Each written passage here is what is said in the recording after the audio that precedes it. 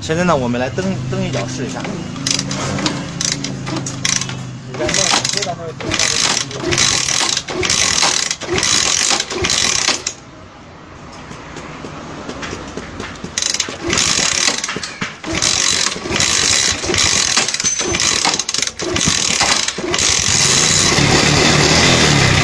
来看一下，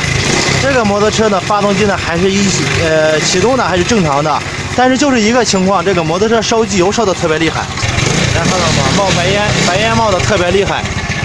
但是呢，这个发动机呢是这个没有听说过的小厂家出的，咱们看一下上海建设，这个摩托车呢也是上海建设，这个钢筒活塞环呢是配不到的。现在这个摩托车厂呢已经停产了，